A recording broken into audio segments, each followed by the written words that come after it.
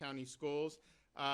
We have with us our incoming Florida Department of Education Commissioner, Stasi Kamoutsis. So some of you may not know him. I can tell you if anyone in Florida wants to run afoul of any of Florida's pro-parent policies, you'll find out who he is very quickly, and he'll be ready. We also have the Duval County School Board Chair, Charlotte Joyce. Thank you. Our principal here at Ocean Way Elementary School, Delania Simpson. Dr. Chris Bernier, Duval County School Superintendent. And we have Antoine Smith, who's a rising sixth grader, and he had just graduated from Ocean Way Elementary School. So he's going to talk a little bit about that. Well, I hope everybody had a good 4th of July and enjoyed. You know, we've stressed in Florida to really lean into the upcoming 250th anniversary for next July 2026. And so a couple days before July 4th, we were in Jefferson County, at the head of that county in Monticello. And we unveiled, so what we're doing is we're actually bringing in, you know, a lot of places around this country for years were tearing down statues, particularly of the Founding Fathers. We believe in putting up statues of the Founding Fathers. And so we did a nice statue that we got. Our Secretary of State, Cord Bird, from here in Jacksonville, he was able to get a Thomas Jefferson statue that we now have unveiled that's in front of the courthouse in Jefferson County, Florida. We previously had unveiled in the Florida Capitol a statue of George Washington that's on loan from Mount Vernon. You actually have to request from the governor of Virginia if you want to do a replica. So we're actually going to do a replica of that because that's eventually going to go back up north. So we'll have a replica of that. And then we have a number of counties in Florida that are named after various founding fathers. So we did the Jefferson. We will do something for Franklin County. We do something for Madison, Hamilton, Monroe, all the way down, you know, in the Florida Keys. Give us an excuse to go down there and enjoy. Pretty good spot. And so and it'll be beyond that. I mean, it's not just going to be those counties, but I do think it's important. We're here in an elementary school. One of the things that we've really stressed in Florida is civics education and making sure that the students that go through our K-12 system are not just blank slates when they get out, that they actually have a foundation of understanding what went into the formation of this country, what are the principles that it was founded on, how those principles been applied and acted on throughout the course of American history, principles reflected in the Declaration of Independence, but then later in the Constitution and Bill of Rights. And we haven't just said that and given lip service to that, because I think a lot of people will give lip service to that, but we've actually put our money where our mouth is. We put a lot of action into developing strong civic standards. And the way I look at it is you're going to have people that graduate from the school system here in Duval County. People will go to our state universities. They'll pursue different paths. Some people may pursue a path right out of high school. Some people may go to college. Some people may go to graduate school. But no matter, everyone will be called upon to exercise the duties and responsibilities of being a citizen of the American Republic. And if we are graduating people and putting folks out there with that do have good reference points, you know, to understand what went into it, why it's fragile, why you got to continue to fight for it, we're going to be so much better off. And so as part of the budget I just signed into law last week, we were able to continue our momentum with civics education. So we notice, okay, so first of all, you got to embrace it, right? I mean, some places just don't embrace it. I mean, I don't know what kind of civics they teach in like San Francisco, but probably not going to be something that would meet my approval. I don't know. Maybe we'll send Stasi out to San Francisco and he can kind of talk about what Florida's doing. I don't know how much they'd like that. But so, you know, you have to embrace it. But it's one thing to say, okay, you know, we really want an emphasis, you know, you got to take certain courses or have certain things reflected. Yes, but you got to have teachers that really believe in it and are knowledgeable in it. And the reality is if you go to most colleges and universities now and you really wanted to focus on American founding, civics, all this, honestly, it isn't that great of offerings. A lot of that's considered passé. It doesn't really coincide with the ideological fads that we've seen taking over so many college campuses. I mean, we've obviously fought that in Florida, and I think more successfully than any other state. But the reality is there's a lot of academia. They would never want to talk about the American Revolution or some of this stuff. They would much rather prefer talk about their niche subjects, which really have no application to the real world or anything other than just kind of academic empty calories, but yet that's kind of what's out there. So that, we know that, we understand that. That's just a fact of life. We're trying to change it in Florida, which is important, and that's why we have things like the Hamilton Center at University of Florida. That's why we've overhauled New College in Sarasota, made that a classical liberal arts college similar to like a Hillsdale College. That's why we have the Adam Smith Center at Florida International University. I think you've had almost every right of center head of state in Latin America, former head of state, has been there. All these guys that have been presidents of these countries go there and talk about. So we've really done. But the reality is where we are. So we created, through the Florida Department of Education, a first of its kind teacher certification civics curriculum. So you can earn a Florida Civic Seal of Excellence credential if you go through this course that we've worked to create, and we've worked with like scholars who actually understand all this stuff, from like Hillsdale College, other places. And if you go through it, you get a $3,000 bonus. So there's an incentive to want to go through it, but it will provide all the intellectual firepower about what went into forming the United States. And it's like July 4th. I did the thing with Jefferson, and we're talking about he wrote the Declaration of Independence, which is obviously it's a big achievement, because you can have a great idea, but you have to be able to express that in ways that are going to captivate people and rally people. So he deserves a lot of credit for that. But he didn't just come up with those ideas. I mean, that was centuries in the making that really informed how the founders viewed this stuff. And so all of that goes into our Civic Seal of Excellence program. And I don't think there's any other program anywhere in the country that offers what we're offering for teachers, and to make sure, and it's not just civics teachers or government teachers. You're an English teacher, you want to do Civic Seal? Yeah, do it. I think that's important. It informs different things that we see throughout with literature and other things. If you are a history teacher, if you're other teachers, we want people to be able to do it. So we got that funded. We also have speech and debate in Florida. Every county in Florida has speech and debate program. I mean, what was it 5 years ago? It was like 10 or 12 counties had it. So now we've done that. And one of the reasons why you do it, first of all, it's just important, especially in an age where people are always on their phones and doing all that. You need to be able to get up and express yourself verbally. That is important. And it may come in handy later in life, depending on what you do, as long as we can prevent AI from taking over everything. Very, very dangerous, some of the stuff that they're talking about doing. I mean, it's one thing to use technology to enhance the human experience, but it's another thing to have technology supplant the human experience. And we're going to be working in Florida, to develop a coherent approach to this. It's rapidly changing. Now, on the one hand, we can't put our head in the sand and just say we're not going to deal with AI at all, because it is becoming a fact of life.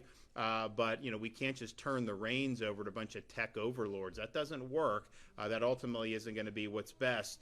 So you have different things with respect to that we're going to really have to start to do. But what we're doing here, I think, and so I mean, I've stressed these things. I think it's really, really important. You're in a position where you're going to be able to really get the firepower. No one else is doing this, and so we're happy to be able to lean in on it. Now, that's just one of the things that we've been able to do. The announcement today, I think, is going to be really, really exciting. But before I get into that, we are #1 in higher education 9 years in a row by U.S. News and World Report. And so here we are at elementary school. That's obviously further down the line.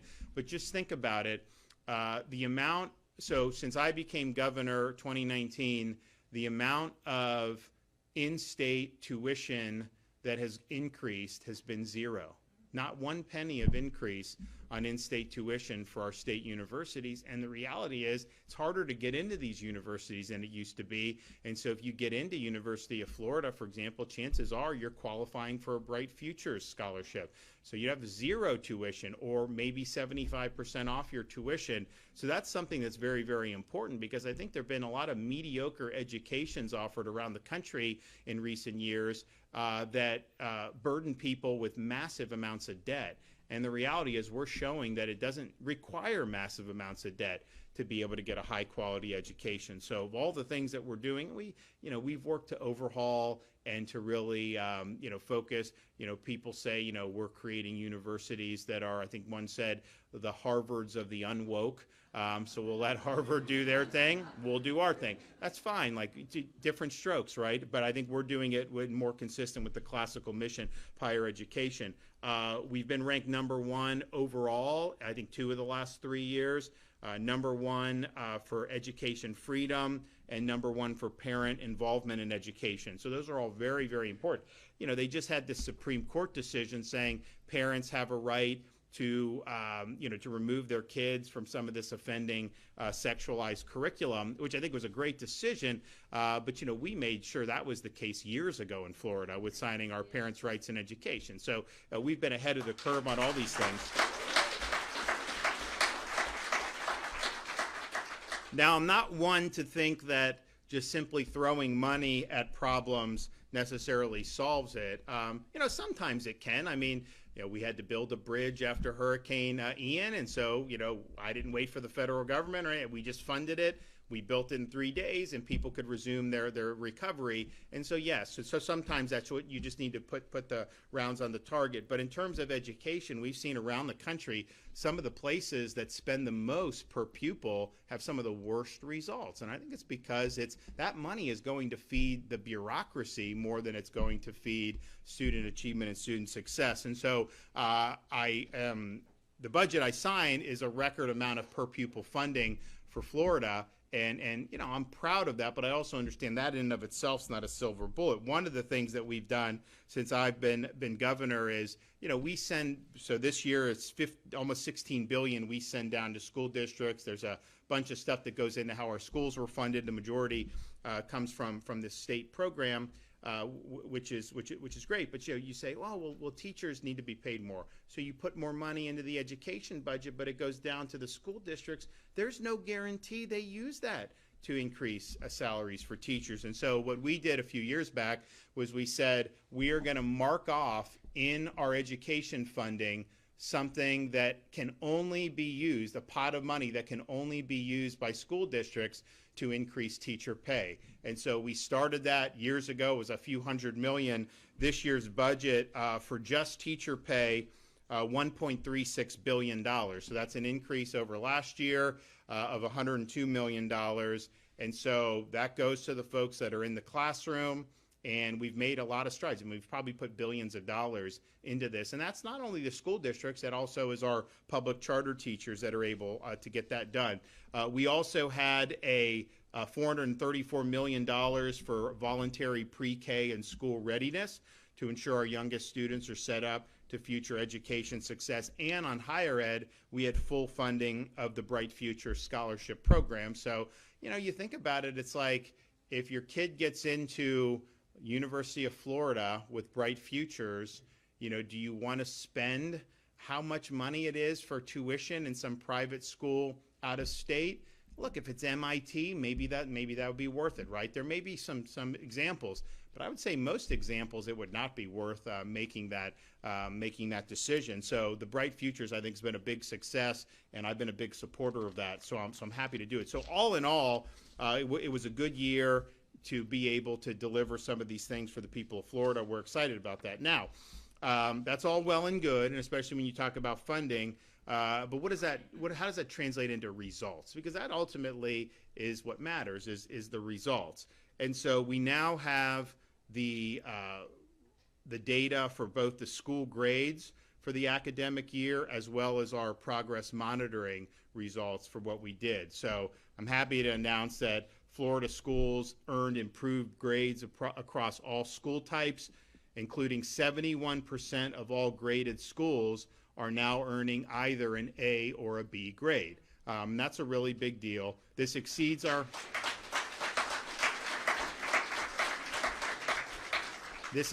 performance last year, in which 64% of schools earned an A or a B grade. In 2025, the number of elementary schools earning an A grade increased by 4 points compared to 24. Number of middle schools receiving A increased by 9 points, and the number of high schools earning an A increased by 10 points year over year. And now in raw numbers, that means nearly 200,000 more students are enrolled in A and B schools in the past academic year than in the previous academic year.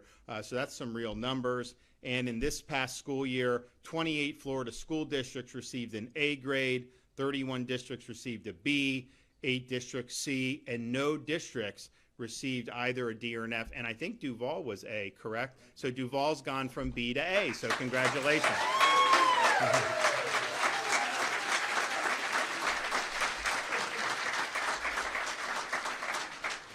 Now, one of the things that we had to tackle, so you have to have accountability. You have to measure whether students are learning anything. You can't just say you're not going to do that. On the flip side, we had gotten into a situation where so much emphasis was placed on this one end-of-year test.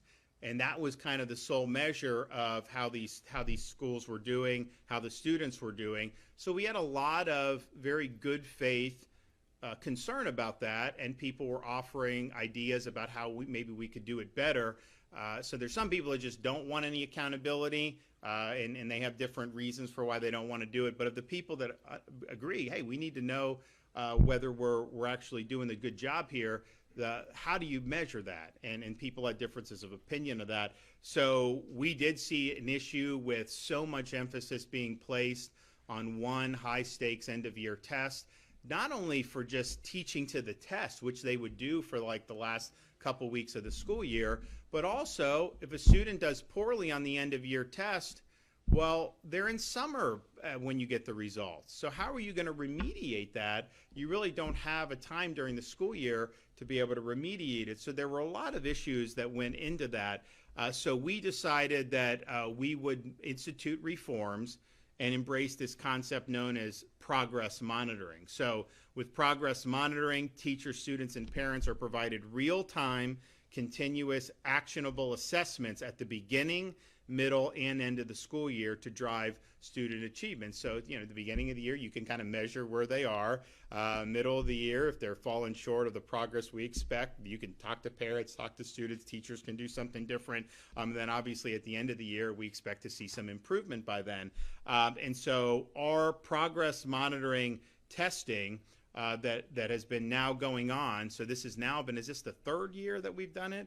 Now, the first year was kind of a trial run, and so really it's been the last two that have been full throttle. We're continuing to see statewide improvements in grades 3 through 10 in English language arts, reading, writing, and mathematics during this recent school year. In fact, substantial gains were achieved for the second year of the row in this past school year with improvements in every single statewide assessment. Performance for grades 3 through 10 in English language arts increased by 21 percentage points from the beginning of the school year till the end of the school year, with 57% of students scoring on grade level or above by the end of the school year, compared to just 36% in the beginning of the school year. Student performance on English language arts for those grades increased by 4 percentage points year over year, and by 8 percentage points during our first year of progress monitoring. So that means almost 1 million students scored at or above grade level in 2025, an increase of 114,000 students over the 22-23 school year. Performance for grades 3 to 8 mathematics increased by 44 percentage points from the beginning of the school year to the end of the school year, with almost 60% scoring on grade level or above at the end of the school year, compared with just 15% in the beginning. In 2024-25, student performance on math for grades 3 through 8 increased by 3% year over year and by 6% 2 years compared to now. So that means 660,000 students scored at or above grade level in 2025, and that's an increase of almost 51,000 students over the 22-23 school year. And so when we look at all mathematics assessments, including high school level end of course exams, we had 926,000 students scoring at or above grade level. And again, that's an increase of about 100,000 students since the 22-2023 school year. So we believe in innovating. We believe adapting to changing circumstances. I think the progress monitoring has led to better student performance and better student achievement. There's always things that we're looking to do to improve, and if there's policies that we need to implement at the state level, either through the education department, or if we need to go to the legislature to seek reforms, we won't hesitate to do so. But I know that there was a lot of relief when we did progress monitoring, because I think people had grown frustrated with the end of year high stakes test. But there was also concern by some, well, is this actually going to measure? Are we still going to have high standards? And I think the results thus far have proven that it is accurately measuring, and it is allowing these students to improve throughout the school year. So I want to thank everybody that's been involved in this transition over the last few years. I know a lot of people were happy to see a transition, but it also did require additional work. And so I think parents and students and teachers by and large are happy with the current approach, and we want to keep building off that success. So thanks everyone. It's great announcement, great data to be getting in. And I want to start bringing up some folks to be able to speak. So we'll start with Stassi, and then we'll go to the Duval.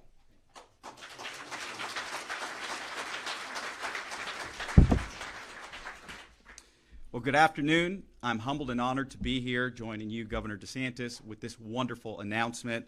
For those who don't know me, my name is Anastasios Kamoutsas. Everybody calls me Stasi for short. And recently I was fortunate to be selected by our State Board of Education to be Florida's next Commissioner of Education. I look forward to hitting the ground running next week at our Teacher of the Year celebration, where we will celebrate the high-quality educators here in Florida.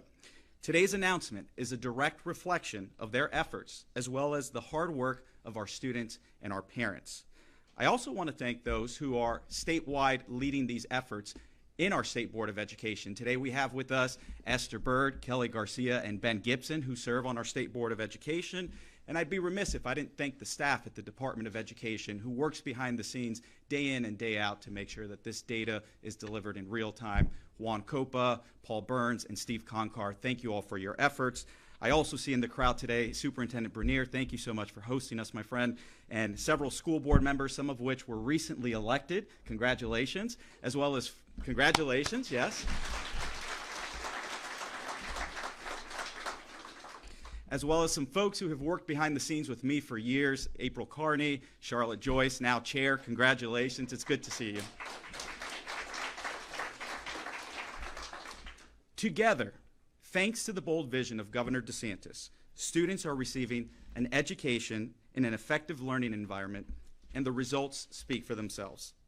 Florida students are benefiting from Governor DeSantis' policies. There's no questions about it. In 2022, when the governor signed the bill to establish progress monitoring, we put Florida students on a better pathway to success. With real-time data throughout the year, teachers and parents are able to provide necessary interventions for their students before the end of the school year. This change has been monumental in ensuring that our students have every opportunity to succeed. And the data doesn't lie. The governor gave you the high-level data, but I want to speak about specific groups, like students with disabilities who increased performance by 4 percentage points over the last year in both English language arts and mathematics, or Hispanic students who increased performance by 3 percentage points over the last year in English language arts and 4 points in mathematics. African American students increased performance by 5 percentage points in both English language arts and mathematics. And students from economically disadvantaged families increased performance by 3 percentage points in both English language arts and mathematics.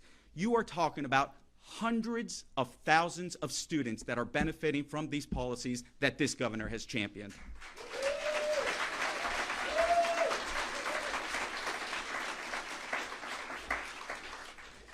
I also have to give credit to Commissioner Manny Diaz, who was a senator at the time when he championed this legislation. Thank you, Commissioner, for all that you've done over the past 6.5 years for education. Florida students are reaping the benefits of our first-in-the-nation approach to testing because it goes beyond just measurement, student performance at the end of the year. And student success continues to increase on our end-of-the-course exams, as the governor highlighted. But I want to talk about specifically the emphasis on civics and U.S. history, where our students are now at 70% on grade level when it comes to these subject areas. This might be one of the most important subjects we can teach to our students as they grow into adults, and Governor DeSantis has been unrivaled in his support for civics education. Now, school grades. Student assessment is not the only thing we measure in Florida, and it's not the only area in which we're improving. Florida schools are improving across the board, and this is a direct result of the governor's innovative policies and his mandate to school board members and superintendents across the state to bring education back to the basics and focus on student success. Indoctrination, whether it's critical race theory or sexually explicit materials, has no place in Florida schools.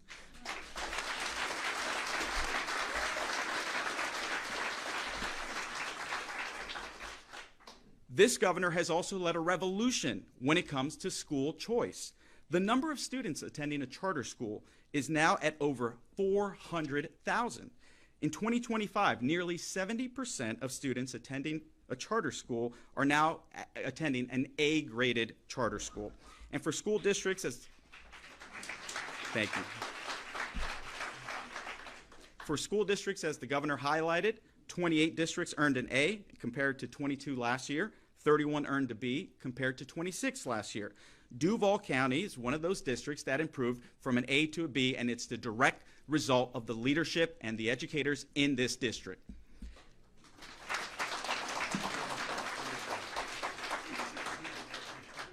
Right now, we're standing in one of those school success stories here at Ocean Way Elementary School. Ocean Way Elementary School earned a C last year, but I'm proud to say that Ocean Way is now an A school in the 2025 school year.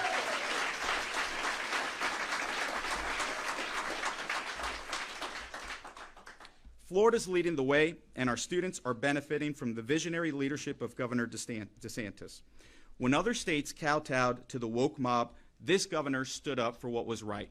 He has supported families every step of the way, whether it's tax cuts in the budget, driving workforce education programs, expanding educational options for students, or pushing for educational reform in our public education system.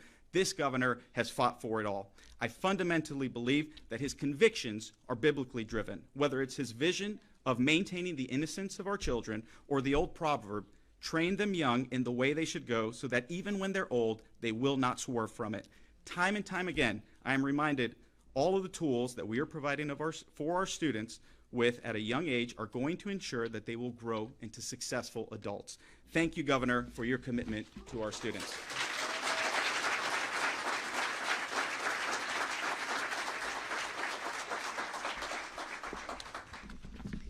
Well, good afternoon, everyone.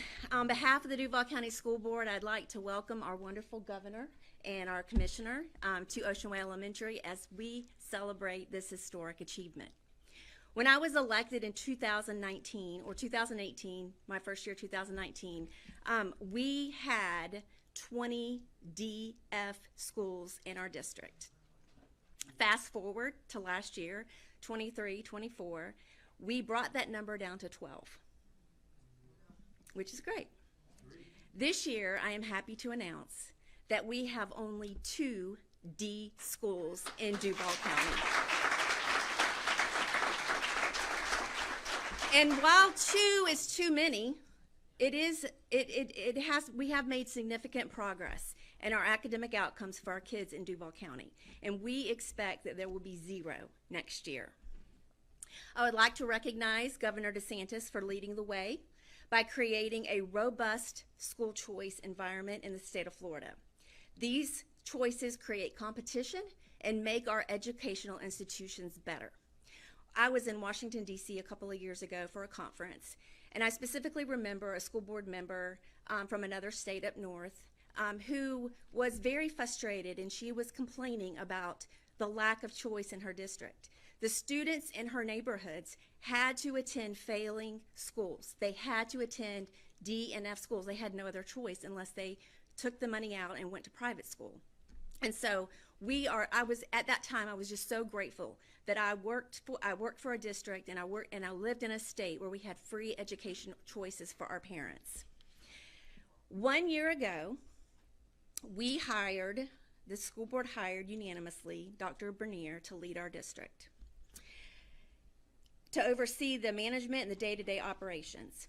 His strategic leadership in placing principals in our schools have made all the difference in the world this year.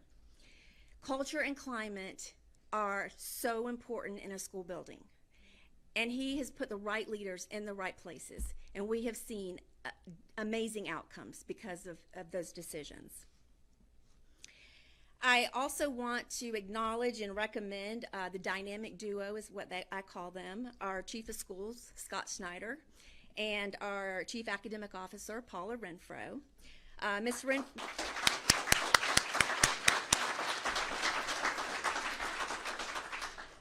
Renfro has made a concerted effort to align resources to state benchmarks and to ensure students have appropriate tasks and assignments to ensure mastery of those benchmarks.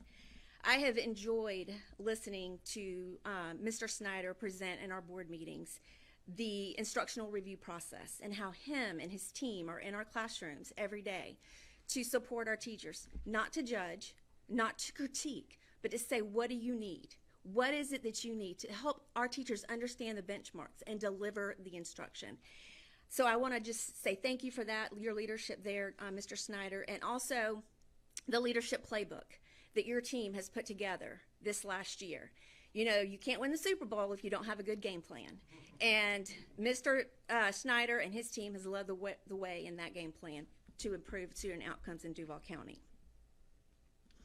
Finally, none of this would be possible without our teachers. They are the boots on the ground. They are the warriors in the classroom. They're in the trenches every day, loving, nurturing, caring, and delivering the instruction.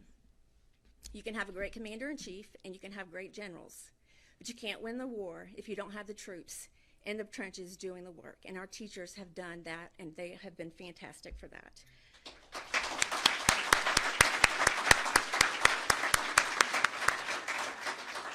I also want to thank our parents for entrusting your children to us.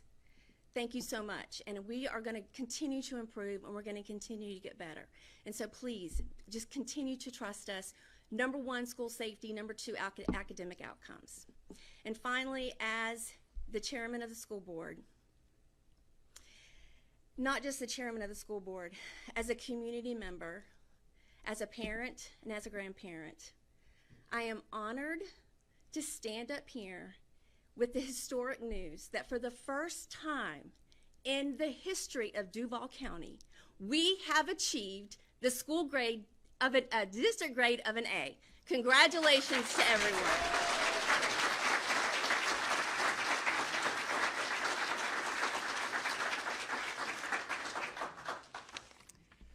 Good afternoon. Thank you all for being here today to celebrate this meaningful milestone for our school community. It is with great pride and gratitude that I share the exciting news that Ocean Way Elementary has officially moved from a letter grade C to an A.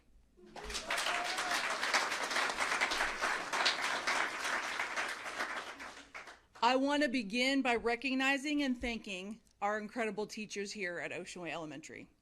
This success doesn't happen by chance.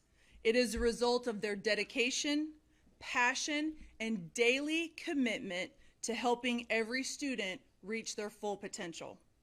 They show up each day with purpose, meeting students where they are, and supporting them every step of the way.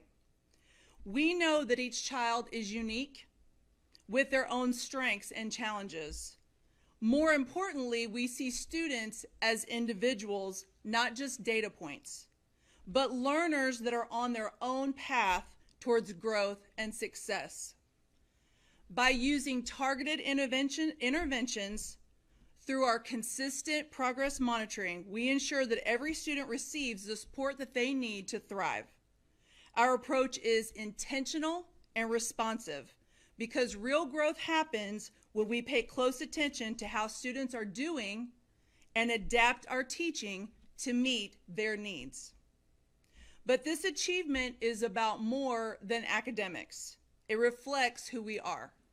Ocean Way is not just a school, it's a community. It's a community of dedicated educators, hardworking students, and supportive families all working together to create a culture of care and progress and high expectations for our students. This A is more than just a letter grade. It is a reflection of heart and effort and the belief in Ocean Way Elementary. Thank you again to our teachers and staff, families and students for making this moment possible.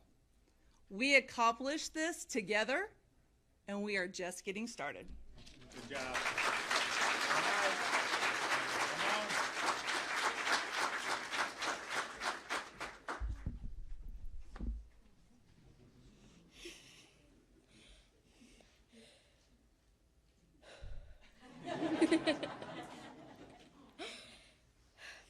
Hello, my name is Antoine Smith, and I'm going to be speaking for Ocean Way. So this school was very, the motivation for me was the green and grow parties. And once I seen I can get in the green for the green and grow parties, I wanted to do it all the time, get in the green so I could participate in all of them because we get to get game trucks, popsicles, and stuff like that instead of, being in the classroom. Also, my teachers were a big help for me with this because they got a relationship with us. They respected our boundaries and they made the lesson fun while teaching, not just sitting up there just telling us what to do. They made it fun so we can and she engaged with us and we engaged with her. And also PM1 and PM2, it was like a practice for me for the state test. And once I seen I could get in the green on that, I always wanted to stay there.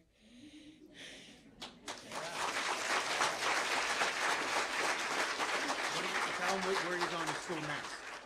And my next chapter is James Weldon Johnson.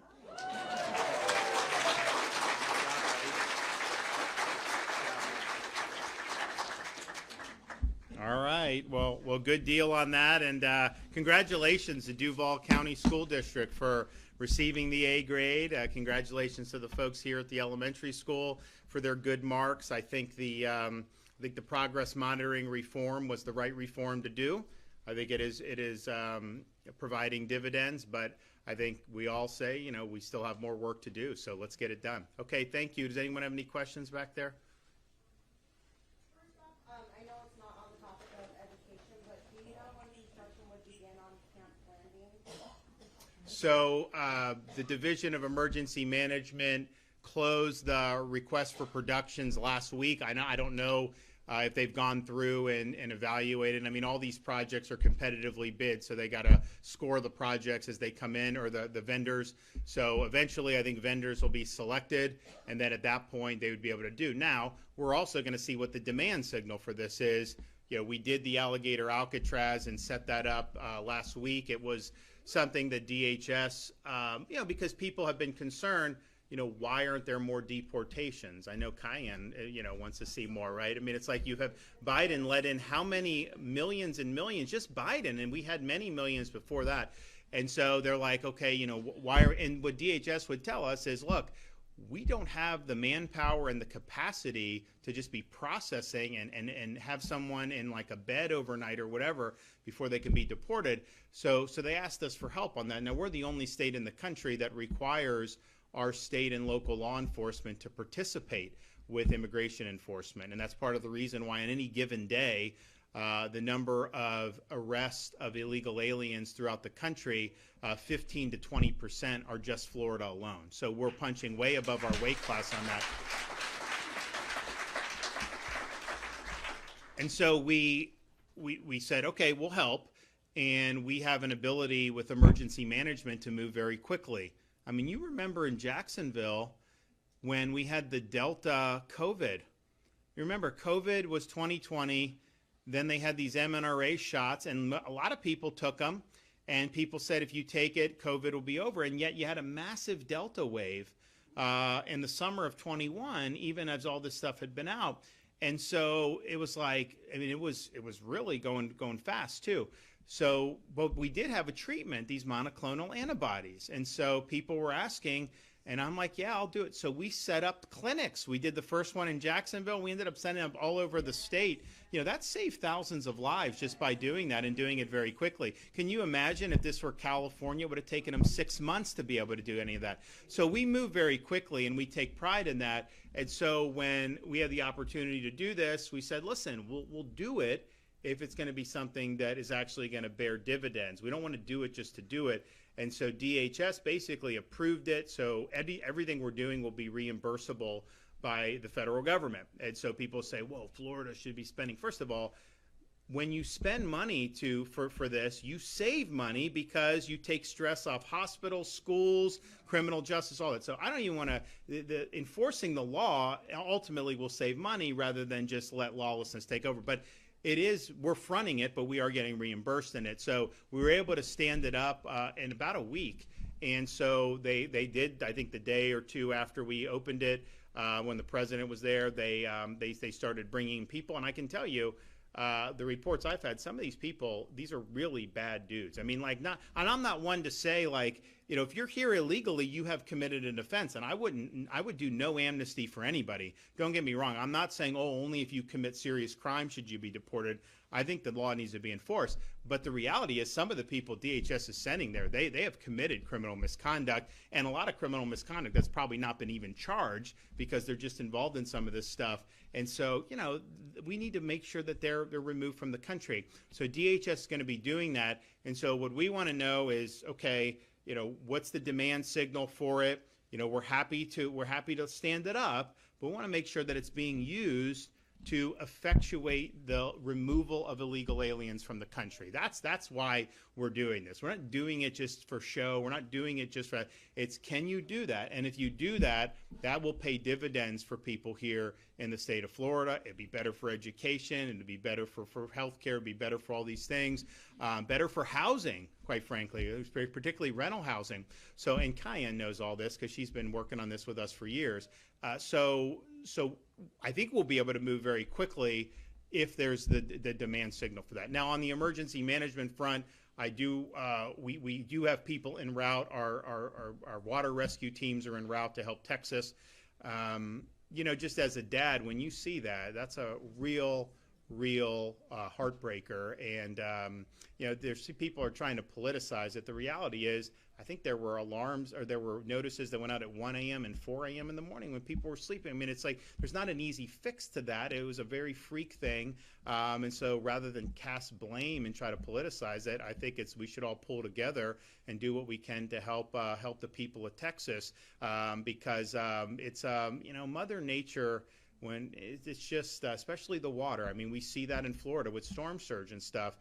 You know, it can be really, really nasty. And this was a biblical flood. It was much more than what I think they anticipated. But nevertheless, we're in that. Texas has helped us when we've had different issues throughout the years, and we're happy to step up. And we've helped Texas in the past too. I know we helped them in Harvey, some of the other things. But we are engaged in that with our resources. And if we can be helpful on that, then I think it'll be a good thing. And Governor, to that point about those funds that are supposed to be reimbursed with camp landing, can you kind of explain how that's supposed to work? How it would be on anything. So federal government reimburses us for stuff all the time. So for example, you know, when we had Hurricane Milton, the Biden was president then, he signed 100% reimbursement for debris and for emergency protective measures. And so all the debris stuff would be done by local governments, and then they would submit, and then they would get reimbursed 100%. And the state could get reimbursed if we're putting in it as well. So it's no different than how it's been. That will be something that will be done. And I think that's probably the most efficient way to do it. Now, I think they do have more money now in the agency, so we'll see what they're doing. And part of the reason we've gotten so leaned in on this is because I just know that Biden really decimated ICE. You know, he was telling people just come illegally like that. He was inviting people to come to this country. So they were not serious about interior enforcement. So I knew that, and I knew that there were major gaps, and I knew there's no way you were going to be able to fulfill the mission if the states and locals just sat on their hands.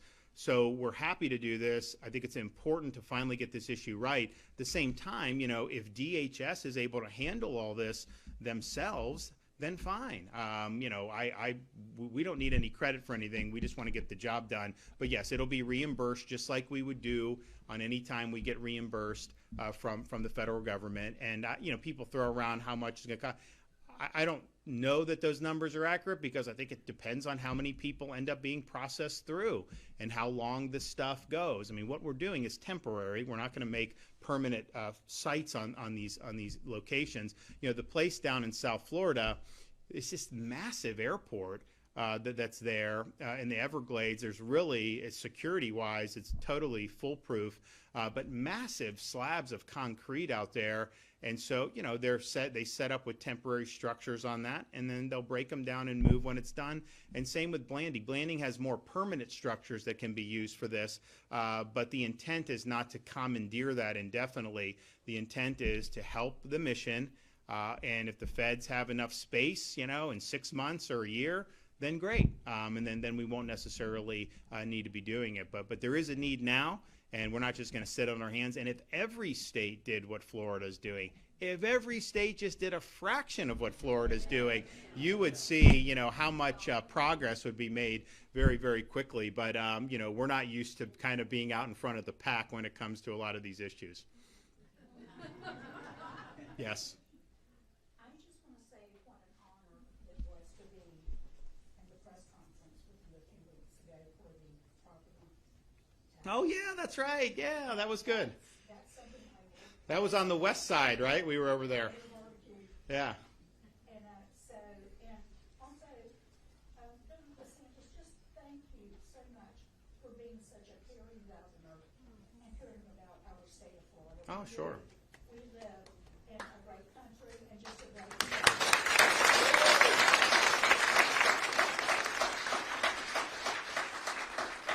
So the property tax is, we're working very hard on this, and if I could just snap my fingers, I would do it. I got to work with the legislature, and we got to get it to where then the voters ultimately have to approve it the way Florida's Constitution is structured. So, but I don't think there's any way that the people that you've elected to the Florida legislature are going to be able to look at you in the eye after next session if they haven't put the property tax relief on the ballot for you to be able to adopt as voters. I think people want it. I think it's time.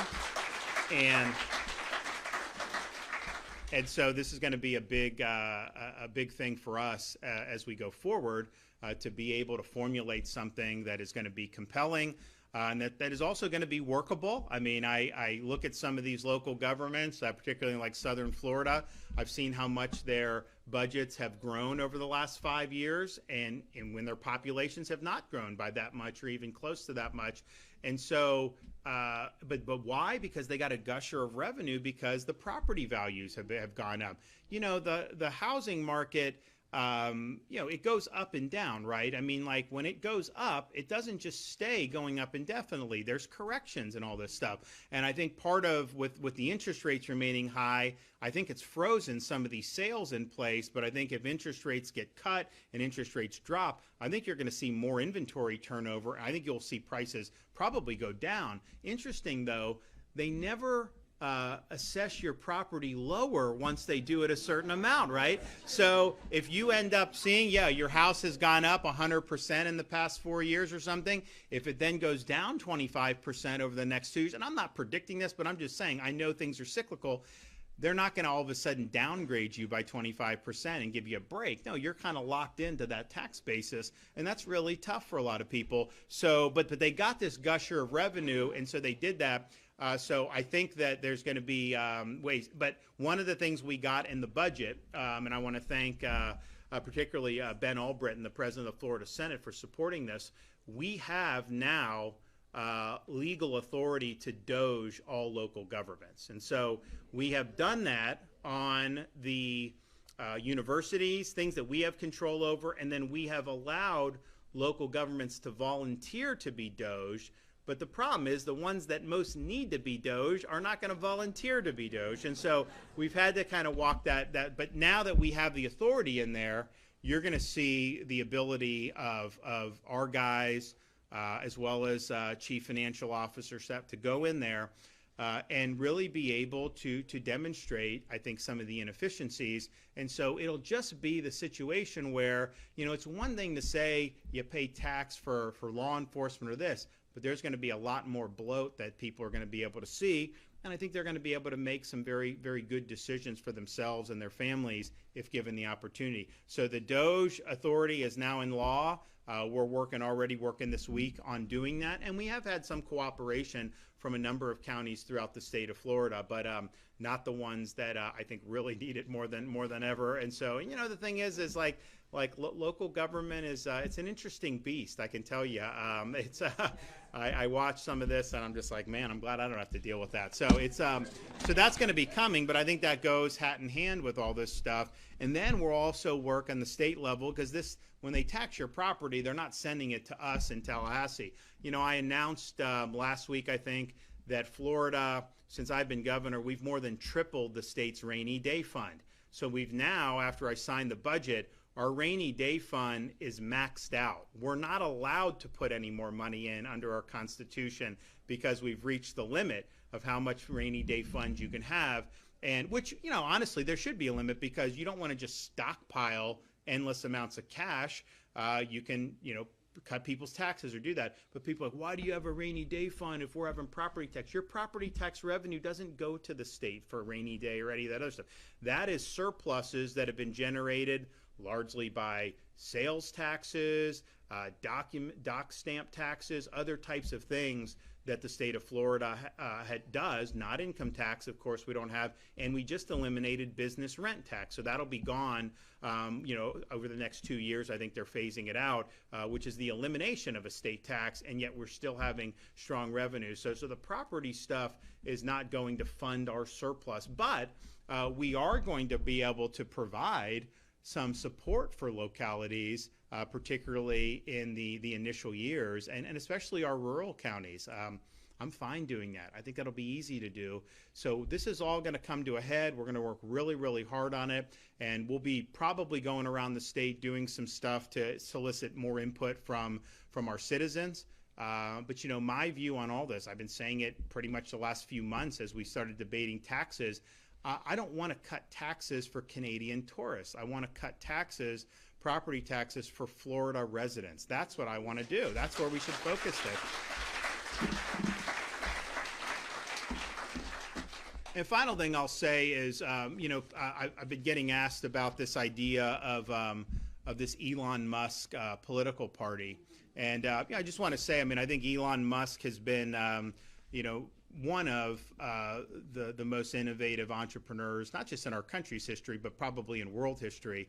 And I think he's done a lot. I think he's got a lot more left in the tank, obviously. I appreciated his efforts in the 2024 election. And I've been a big supporter of the idea of the Doge, because the federal government's spending way too much money.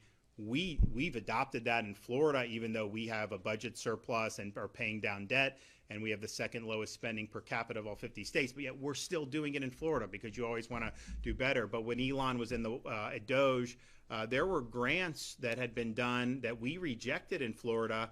We would call Elon, they would cancel it immediately. We sent over almost $1 billion to where they were able to recover. There were DEI, there was stuff we're not doing.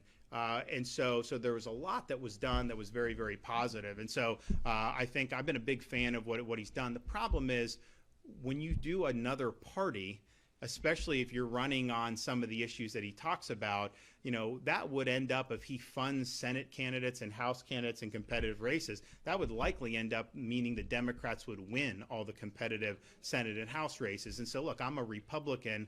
I don't want to see that happen. I think if you want to, get involved and hold accountable, we do have a problem in the Republican Party with these D.C. congressmen. They always run saying there's out of control spending and they're going to spend less, and they never do it. And so there's a gap between the campaign rhetoric and then the performance. Elon was doing Doge, and a lot of Congress didn't want anything to do with actually adopting the Doge cuts, just like they haven't wanted to adopt the Trump executive orders on immigration and all these other things, which I think you have to adopt in law if you want them to have staying power. So I think there is a lot of frustration with the gap between the rhetoric in their district and the performance once they get into D.C. But the way you do that is expose that in a primary and show that there's another way forward. Honestly, if you're concerned about the debt, I wouldn't even worry about that, because I don't think just electing a few better people is going to change the trajectory. We need the incentives in Washington are going to lead to these outcomes, really regardless of the outcome of elections at this point. So you need to do a balanced budget amendment to the U.S. Constitution, and you can do that through the states. You can do it through Article 5. We've got 28 states that have approved this. There's another 4 or 5 that are on the docket. Once you hit 34, then you write an amendment, and then the states are able to ratify that. You need 3/4. If Elon wanted to weigh in on that and work on those state legislatures, I mean, he would have a monumental impact on doing this. And we also need term limits for members of Congress. And so you can do both of those things. But I think if you did that, all of a sudden, that moves the needle on both of those issues. Under Article 5 of the Constitution, you are going to see major, major positive changes, but you have to change the incentives and the structures up there, because we've seen it time and time again. You have the rhetoric, same results. You have the rhetoric, same results when it comes to debt. And so this is one way to do it, and it's within our grasp to do it. Florida's already certified both of those. Term limits has really gained a lot of steam over the last couple years. There was only 1 or 2 states that had done it like 5 or 6 years ago. Now you've got a lot more. Balanced budget amendment has been out there for a long time. A lot of people have wanted to do it. That's very close. And if you do those things, then I think you actually have a chance to really change Congress. But as it is now, even if somehow a third party could elect some people that were, so-called fiscal conservative, I don't think it would even move the needle, even if they got elected. And we know that they wouldn't get elected because it's really 1 or 2 parties. So you're either just taking votes away from one side or the other is really how it ends up doing. So, I'm a believer in trying to work this stuff out through the Republican process rather than do that. But I think even more than that, doing these amendments, which are within our grasp, it doesn't require Congress. You can do it through Article 5 and do it through the states. That would have a huge impact on the trajectory of the country. In the late 90s, they were 1 vote away in the U.S. Senate from passing a balanced budget amendment. And it would have had to have been ratified by the states, but I think it would have been at the time. Now, we had a budget surplus federally at the time. Just imagine how different our fiscal trajectory would be right now had that balanced budget amendment passed 26, 27 years ago. I mean, we wouldn't be having some of these debates about all the mounting debt. And so we were very close to doing it. And I think because we were in pretty good fiscal shape, I think people just said it was better to not, the swing votes. Well, why tie hands?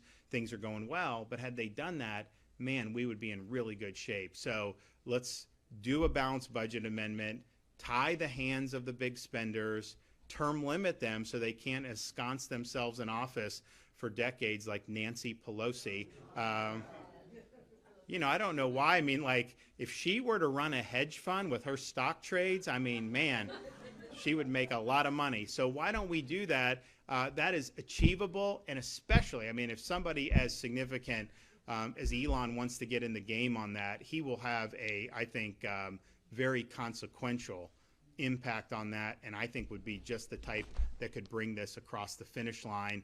And wouldn't we want to see these guys have some limits on how much damage that they can do? So I think Washington needs to be overhauled 100%. I just don't think a third party is going to do it, but I do think these amendments can make a big, big difference. Okay, thanks everyone. God bless.